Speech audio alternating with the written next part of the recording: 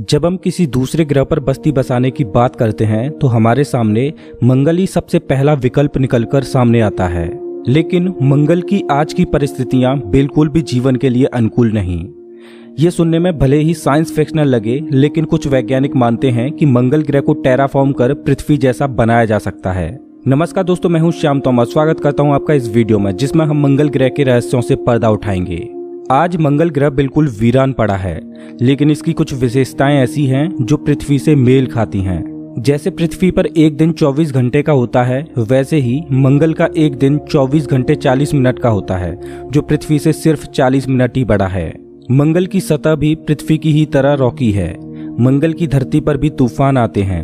मंगल की जमीन भी पृथ्वी की ही तरह सेम मटेरियल से बनी है।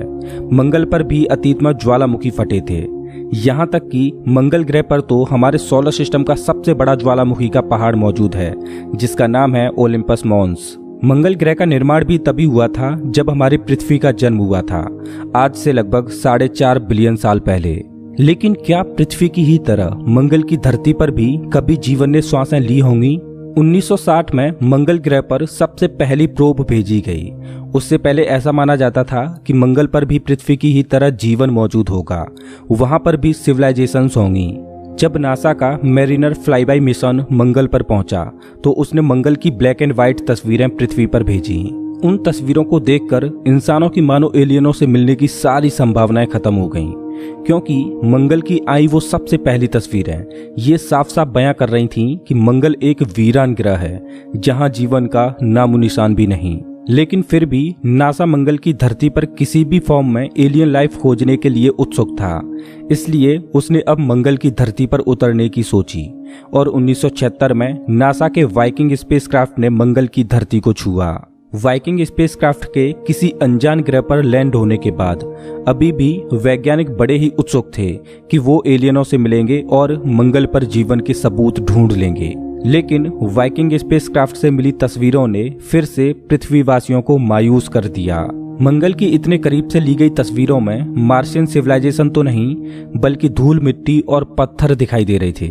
वीरान पड़े इस ग्रह पर जीवन के रूप ना देखकर वैज्ञानिक अब इस ग्रह पर माइक्रो रूप में ही सही किसी बैक्टीरिया के रूप में जीवन खोजने में जुट गए।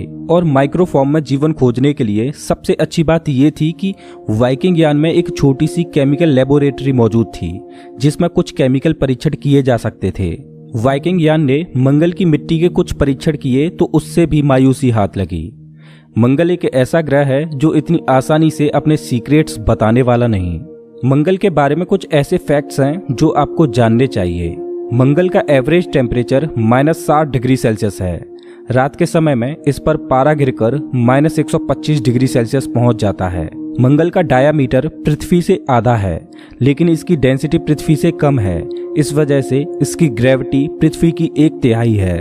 लेकिन मंगल का एक्चुअल सरफेस एरिया उतना ही है जितना पृथ्वी पर समुद्रों को छोड़कर सूखी जमीन है। नासा तो मानो मंगल ग्रह पर जीवन खोजने के लिए हाथ धो के पड़ा हो। नासा ने 2003 में मंगल पर 2 रोवर्स भेजे, स्पिरिट और अपॉर्चुनिटी। ये दोनों रोवर्स उस समय की एडवांस टेक्नोलॉजी से लैस थे। विजुअल्स को और अच्छा बनाने के लिए उन रोवर्स में कैमरे को इतनी ऊंचाई पर सेट किया गया कि जितनी ऊंचाई पर इंसानों की आंख होती है। इस वजह से इन रोवर्स से मिलने वाली तस्वीरों को देखकर ऐसा लग रहा था जैसे मानो कोई इंसान वहां खड़ा होकर देख रहा हो। जैसे जैसे मंगल पर मिशन होते जा रहे थे, वैसे वैसे हम मंगल के बारे में और ज्यादा जानते जा रहे थे। और ये तो तय हो चुका था कि इस ग्रह पर किसी इंसान को भेजने लायक माहौल तो बिल्कुल भी नहीं, क्योंकि मंगल का एटमॉस्फेयर बहुत ही पतला है, जिस वजह से वहाँ दबाव कम है। वहाँ का वातावरण बहुत ही ठंडा है। वहाँ पर पानी तो बहुत ज्यादा मात्रा में है, लेकिन वो जमी हुई अवस्था में जमीन के नीचे दबा पड़ा है। मंगल ग्रह पृथ्वी के किसी धूल के रेगिस्तान से भी ज्यादा सूखा है और यहाँ पर पिछले लाखों सालों से तो छोड़ो, करोड़ों सालों से बारिश की एक बूंद तक नहीं गिरी। मंगल पर किए गए मिशनों से एक रहस्य सुलझकर सामने आया, वो ये कि मंगल पर बड़ी बड़ी घाटियां मौजूद हैं, जिनसे ये साबित होता है कि मंगल का अतीत आज की तरह तो बिल्कुल भी नहीं था। अतीत में मंगल पर मौजूद बड़ी बड़ी घाटियों में पानी तरल रूप में बहा करता था, और जहां पानी तरल रूप में होता है वहां जीवन के पनपने की प्रबल संभावना होती है। तो क्या अतीत में मंगल पर जीवन ने सांसें ली थीं? वैज्ञानिक ये मानते हैं कि अतीत में मंगल ग्रह पर हमारी पृथ्वी की ही तरह परिस्थितियां मौजूद थीं। इस पर समुद्र थे, नदियां थीं, इसका खुद का एक एटमॉस्फेयर था, इस पर भी जीवन फला फूला होगा। लेकिन कभी जीवन को धारण करने वाला ग्रह आज के वीरान और लाल ग्रह में कैसे बदल गया, ये एक सबसे बड़ा रहस्य है। मंगल के इन्हीं रहस्यों से पर्दा उठाने के लिए वैज्ञानिक मार्स मिशन करते जा रहे हैं और उनकी खोज जारी है कि क्या मंगल पर आज भी एलियन लाइफ मौजूद है। जिस तरह की परिस्थितियां मंगल ग्रह पर मौजूद हैं, उसी तरह की परिस्थितियां पृथ्वी पर भी कई जगहों पर मौजूद हैं। जब वैज्ञानिकों ने पृथ्वी की उन जगहों पर रिसर्च की जो मंगल की ही तरह वीरान और बंजर पड़ी हैं, जहां जीवन बैक्टीरिया के रूप में भी मौजूद नहीं होना चाहिए, लेकिन हैरानी की बात यह थी कि पृथ्वी के उन वीरान पड़े बंजर इलाकों में भी जीवन के संकेत देखने को मिले, जिससे ये तो तय होता है कि मंगल की धरती में भी मिट्टी के नीचे जीवन के सबूत देखने को मिल सकते हैं। मंगल की धरती लाल है और इसका कारण है कि मंगल की मिट्टी में आयरन ऑक्साइड की मात्रा ज्यादा है।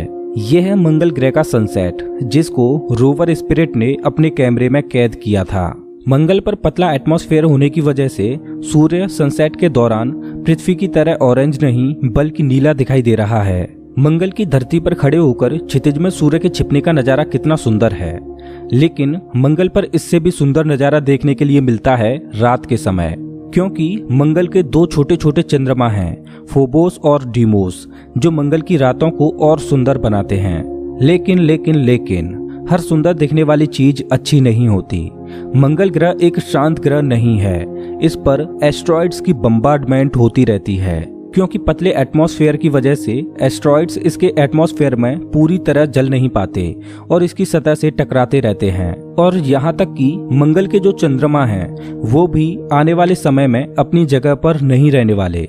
मंगल के चंद्रमाओं के छोटे होने की वजह से इनकी ग्रेविटी बहुत ही वीक है।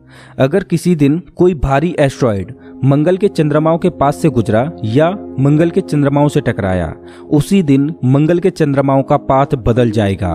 उसके बाद हो सकता है कि ये मंगल के ऑर्बिट को छोड़ बाहर निकल जाएं या फिर मंगल से ही टकरा जाएं। अगर किसी एस्ट्रॉइड की वजह से ऐसा नहीं हो पाया तो भी मंगल के चंद्रमा खत्म हो जाएंगे, क्योंकि हर एक 100 साल बाद मंगल के चंद्रमा मंगल के पास 6 फीट खिसक जाते हैं। जैसे जैसे चंद्रमा मंगल के पास आते जाएंगे, वैसे वैसे मंगल की ग्रेविटी की वजह से ये टूट जाएंगे और टूटकर मंगल के चारों ओर बिखर जाएंगे, जिससे मंगल के चारों ओर एक रिंग बन जाएगी। लेकिन कुछ सालों में ही वो मटेरियल भी मंगल में ही समा जाएगा।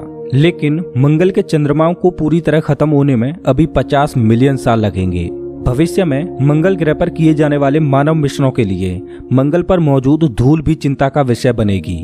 मंगल पर धूल के तूफान उठते रहते हैं और हर एक 3 सालों में लोकल धूल का तूफान ग्लोबली बन जाता है और महीनों तक धूल आसमान में उड़ती रहती है, जो सब कुछ ब्लॉक कर देती है। अभी तक मंगल पर जो सबसे चौंकाने वाली डिस्कवरी हुई है वो है मीथेन गैस की। अब आप कहोगे कि इसमें क्या खास बात है, तो आपको बता दूं कि कुछ लिविंग ऑर्गेनिज्म ऐसी हैं जो मीथेन गैस रिलीज करती हैं और किसी ज्वालामुखी से भी मीथेन गैस निकलती है, जो इस तरफ इशारा करती है कि या तो मंगल ग्रह पर किसी रूप में जीवन छिपा हुआ है, जिससे मंगल ग्रह बायोलॉजिकली एक्टिव है, या फिर मंगल की धरती में अभी भी हलचल जारी है, जो इसे जियोलॉजिकली एक्टिव बनाती है। मंगल ग्रह पर मिले मीथेन के सबूत इसे एक्टिव ग्रह की कैटेगरी में शामिल कर देते हैं। वैज्ञानिकों को उम्मीद है कि मंगल पर जीवन किसी न किसी रूप में जरूर मौजूद होगा और इसकी रिसर्च के लिए वैज्ञानिकों ने हाईली एडवांस्ड टेक्नोलॉजी से बनी मशीनों जैसे क्यूरियोसिटी रोवर्स को भेजा है। लेकिन जब तक वैज्ञानिक मंगल पर रोबोटिक मिशन करते रहेंगे, तब तक मंगल के रहस्यों से पर्दा उठने में देर होती जाएगी, क्योंकि एक रोबोट 5 सालों में जितनी रिसर्च कर पाएगा, उससे ज्यादा तो एक इंसान सिर्फ 2 हफ्तों में ही कर लेगा। स्पेस एक्सप्लोरेशन को आगे बढ़ाने के लिए वैज्ञानिक अब मंगल पर मानव मिशनों को भेजने की योजनाओं में जुटे हैं और ये तो तय है कि आने वाले कुछ सालों में ही जल्द ही हमारे बीच मौजूद कोई इंसान मंगल की धरती पर कदम रखने वाला है। दूसरे शब्दों में कहें तो मंगल की धरती पर कदम रखने वाला वो पहला इंसान इस धरती पर जिंदा है। मंगल पर इंसानों का ये सफर आसान नहीं रहने वाला, क्योंकि वहां पहुंचने में ही लगभग 6 महीनों का वक्त लग जाएगा। खैर ये तो तय है कि भविष्य में मानव मिशन मंगल पर जाएंगे और मंगल के रहस्यों से पर्दा उठेंगे, लेकिन कुछ वैज्ञानिक मंगल को टेराफॉर्म कर फिर से पृथ्वी जैसा बनाने का सपना देखते हैं। हालांकि ये सुनने में साइंस फिक्शनल जरूर लगता है, लेकिन मंगल को टेराफॉर्म करने की ये एक मजेदार कल्पना है। तो चलिए जानते हैं कि कैसे वैज्ञानिक मंगल को टेराफॉर्म करने की सोच रहे हैं। अभी तक मंगल पर किए गए मिशनों से ये तो साफ हुआ है कि मंगल की धरती पर बहुत ज्यादा मात्रा में पानी और कार्बन डाइऑक्साइड गैस मौजूद हैं।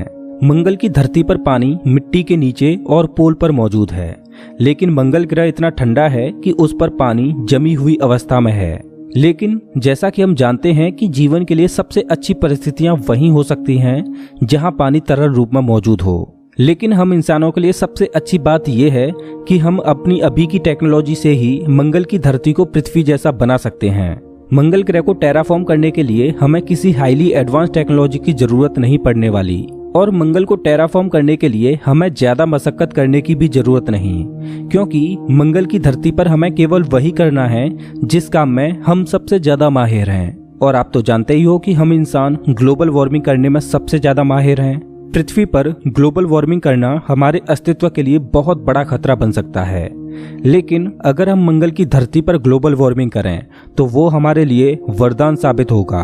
अगर हमें मंगल की धरती को पृथ्वी जैसा बनाना है तो हमें मंगल की धरती पर पृथ्वी से भी कई गुना ज्यादा मात्रा में ग्लोबल वार्मिंग करनी पड़ेगी। तो जानते हैं कि हम अपनी आज की टेक्नोलॉजी से मंगल की धरती को कैसे बदल सकते हैं। हमें मंगल की धरती पर बड़े बड़े पावर प्लांट्स लगाने होंगे जिनसे वहां पर ग्रीन हाउस गैसेज पैदा कर सकें। मंगल की धरती पर लगातार 100 सालों तक ग्रीन हाउस गैसेज पैदा करनी होंगी।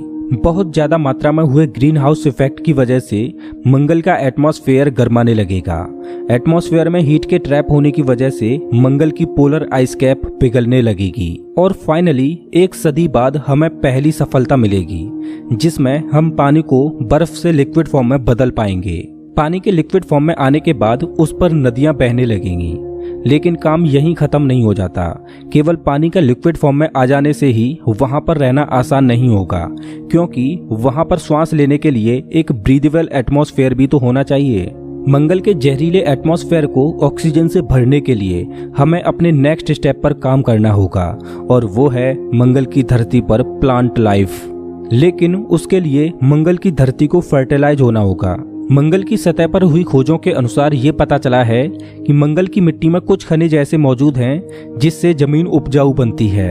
हालांकि मंगल की धरती को पूरी तरह से उपजाऊ बनाने के लिए बहुत ज्यादा मशक्कत करनी पड़ेगी। जब मंगल की सतह पर मौजूद मिट्टी पूरी तरह से फर्टिलाइज हो जाएगी तो इस पर पेड़ पौधे आसानी से ग्रो कर पाएंगे, लेकिन मंगल की मिट्टी को फर्टिलाइज होने में कई साल लग जाएंगे।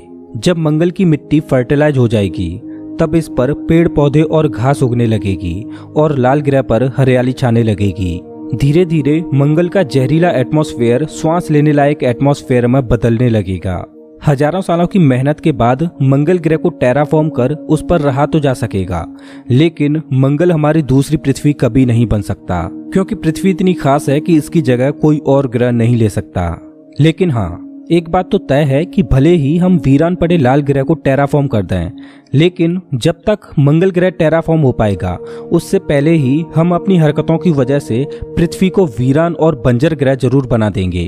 दोस्तों, अगर आपको ये वीडियो अच्छा लगा हो तो इसे लाइक करें और ऐसे ही मजेदार वीडियोज के लिए चैनल को सब्सक्राइब करें, साथ ही बेल आइकॉन दबाएं।